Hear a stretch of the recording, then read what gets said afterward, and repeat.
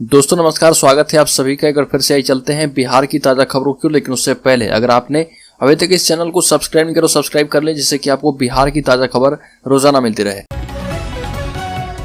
पहली बड़ी खबर, वैशाली जिले में छात्रा ने कर ली आत्महत्या। वैशाली जिले के सदर थाना क्षेत्र में स्थित होटल मैनेजमेंट संस्थान में पढ़ने वाली एक छात्रा ने खुदकुशी कर ली। झारखंड के हजारीबाग की रहने वाली छात्रा निशा का शव कॉलेज कैंपस स्थित उसके होटल के कमरे में फंदे से झूलता हुआ बरामद किया गया। घटना की सूचना पर पहुंची सदर थाना की पुलिस ने शव को कब्जे में लेकर पोस्टमार्टम के लिए हाजीपुर सदर अस्पताल भेज दिया है। अलकर बेतिया में नरकटियागंज विधायक रश्मि वर्मा को धमकी देने और व्यवसायी से रंगदारी मांगने के मामले में एसपी उपेंद्र नाथ वर्मा ने बताया कि इस मामले को वह खुद देख रहे और बताया कि जिस नंबर से व्यवसायी से रंगदारी मांगी गई थी उसी नंबर से विधायक को भी धमकी दी गई है। विधायक और व्यवसायी को फोन करने वाला एक ही अपराधी है, एक ही मोबाइल नंबर यूज किया जा रहा। एसपी ने बताया कि धमकी देने वाले का लोकेशन ट्रेस कर लिया गया है। मामले में कुछ लोगों को पकड़ा भी गया है। बहुत जल्द फोन करने वाले अपराधी को भी गिरफ्तार कर लिया जाएगा। अलकर पटना में बीटीएससी अभ्यर्थियों का प्रोटेस्ट। बिहार तकनीकी सेवा आयोग बीटीएससी के कनीय अभियंता पद के लिए आयोजित परीक्षा देने के बावजूद अभ्यर्थी लंबे समय से रिजल्ट का इंतजार कर रहे हैं। इसके बाद अभ्यर्थियों का धैर्य आज एक बार फिर से जवाब दे दिया है। सैकड़ों की संख्या में अभ्यर्थी पटना की सड़कों पर उतर गए। अभ्यर्थियों ने जेडीयू आरजेडी के साथ साथ बीजेपी कार्यालय का भी घेराव करेंगे और सरकार से रिजल्ट देने की गुहार लगाएंगे। छात्रों के प्रोटेस्ट को देखते हुए जेडीयू आरजेडी और बीजेपी कार्यालय के बाहर सुरक्षा बढ़ा दी गई है और फिर बड़ी संख्या में पुलिस बल तैनात किया गया। अलकर राज्य में महागठबंधन के सबसे बड़े घटक दल आरजेडी के नेता भी चाह रहे कि नीतीश कुमार दिल्ली की राजनीति में सक्रिय हो जाएं। बिहार की कमान तेजस्वी को सौंप दें। तेजस्वी यादव के नाम पर जेडीयू में घमासान मचा हुआ है। तेजस्वी को कमान सौंपने की बात पर उपेंद्र कुशवाहा ने लंबी बगावत के बाद पार्टी को अलविदा कह दिया है और नई पार्टी बनाई है। ऐसे में गठबंधन में शामिल दोनों दलों में भी तेजस्वी के नाम पर एकजुटता नहीं दिख रही है। मौजूदा समीकरण में विपक्षी दलों में एकता भी नहीं दिख रही। पश्चिम बंगाल की सीएम और टीएमसी प्रमुख ममता बनर्जी और तेलंगाना के सीएम केसीआर भी विपक्षी दलों को एकजुट करने की मुहिम में जुटे हैं, लेकिन समर्थकों की चाह है कि दिल्ली की कुर्सी पर उनके नेताओं का दबदबा हो।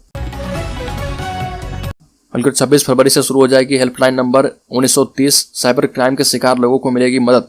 किसी भी वक्त कॉल कर दर्ज करा सकते हैं शिकायत। 26 फरवरी से बिहार के लोगों के लिए हेल्पलाइन नंबर 1930 की शुरुआत होने जा रही है।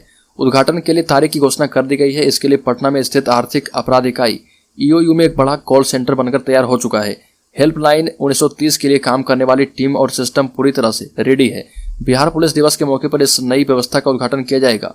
मुख्यमंत्री नीतीश कुमार इस सुविधा का उद्घाटन करेंगे। उस दिन वो बिहार पुलिस दिवस के कार्यक्रम में शामिल होंगे। हेल्पलाइन नंबर 1930 के साथ ही उस दिन वो बिहार के 500 थानों में महिला हेल्प डेस्क की भी शुरुआत करेंगे। अलकर राज्य में उपेंद्र कुशवाहा की नई पार्टी का नया पोस्टर लग गया है। उनके सरकारी आवास के बाहर पटना के 24M स्टैंड रोड में इस पोस्टर को लगाया गया है। इस पोस्टर पर लिखा है कि उपेंद्र कुशवाहा को लाएंगे, नया बिहार बनाएंगे।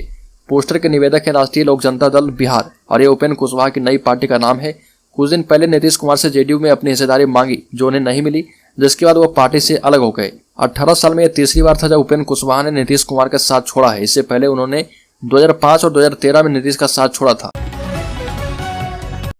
अलकर राज्य के किशनगंज जिले में जंगली हाथियों ने मचाया उत्पात। नेपाल से घुसा हाथियों का झुंड दर्जनों घरों को तोड़ा। किशनगंज में जंगली हाथियों के झुंड ने उत्पात मचाया। दिघल बैंक प्रखंड के कई सीमावर्ती गांव में हाथियों के झुंड ने उत्पात मचाते हुए दर्जन भर से अधिक लोगों के घरों को तोड़ दिया। साथ ही किसानों के मक्के की फसलों को भी नष्ट कर दिया। हाथियों के भय से इलाके में अफरा तफरी मच गई है। स्थानीय लोगों ने कहा कि अक्सर सीमावर्ती गांव में नेपाल से घुसे जंगली हाथी घुसकर तबाही मचाते हैं और इससे हमें हर साल काफी नुकसान होता है। अलकर राज्य के सीतामढ़ी जिले में 4 साल की बच्ची के साथ रेप। 6वीं क्लास के बच्चे ने किया दुष्कर्म। पुलिस ने हिरासत में लेकर भेजा बाल सुधार गृह। सीतामढ़ी के नानपुर थाना क्षेत्र के एक गांव में 12 वर्षीय 6वीं क्लास के छात्र ने अपने गांव की 4 साल की एक मासूम बच्चे के साथ खेल खेल में रेप कर दिया। इस घटना के बारे में परिजनों और पुलिस को पता चला तो सभी हैरान रह गए। मीडिया रिपोर्ट के मुताबिक पीड़ित मासूम के नानी के द्वारा स्थानीय नानपुर थाने में प्राथमिकी दर्ज कराई गई है, जिसके बाद पुलिस ने आरोपी बच्चे को हिरासत में लिया है तो उसने पूछताछ में बात स्वीकार भी कर ली है। पुलिस अब उसे किशोर न्याय बोर्ड में पेश करेगी। अलकर राज्य में महागठबंधन 25 फरवरी को पूर्णिया में लोकसभा चुनाव का आगाज करेगी। उसी रंगभूमि मैदान में जहां बीते साल सितंबर में भाजपा नेता और देश के गृह मंत्री अमित शाह ने भाजपा की बड़ी चुनावी सभा की थी, तभी महागठबंधन की तरफ से भाजपा को चुनौती देते हुए वहां पर महारैली करने का ऐलान कर दिया गया था। राज्य में तेजी से बदलते राजनीतिक समीकरण के बीच जानकार उस रैली को महागठबंधन का शक्ति प्रदर्शन बता रहे। राजद, जदयू, कांग्रेस, वाम दलों के नेता कार्यकर्ता भी पूरी ताकत लगा रहे, जिससे ये संदेश जाए कि महागठबंधन की राजनीतिक जमीन भाजपा से बड़ी है। अगर बिहार में जमीन रजिस्ट्री करवाने वालों के लिए बड़ी खुशखबरी, डिजिटल दस्तावेज को इसी साल से मिलेगी कानूनी वैधता। बिहार में जमीन की रजिस्ट्री कराने वालों को सरकार बड़ी राहत देने जा रही है। बताया जा रहा है कि इस साल जमीन से संबंधित राजस्व अभिलेखों की डिजिटल हस्ताक्षरित प्रति को कानूनी वैधता मिल जाएगी। इसके बाद ये दस्तावेज न्यायालय में भी मान्य होंगे। इसके लिए राज्य मंत्रिमंडल की मंजूरी के लिए प्रस्ताव भेजा जाएगा। ये मंजूरी बहुत जल्द मिलने की संभावना है। फिलहाल इस तरह की कानूनी मान्यता अन्य राज्यों में है। बिहार में इसके लिए राजस्व दस्तावेजों का स्कैनिंग और डिजिटाइजेशन किया जा रहा। यह जानकारी राजस्व एवं भूमि सुधार विभाग के मंत्री आलोक मेहता की उपस्थिति में सचिव सह निदेशक जयसिंह ने विस्तार से दे दी है। और वो राजस्व अभिलेखों की डिजिटल हस्ताक्षरित प्रति ऑनलाइन उपलब्ध कराने संबंधित सेवा का शुभारंभ करने संबंधित कार्यक्रम को संबोधित कर रहे थे।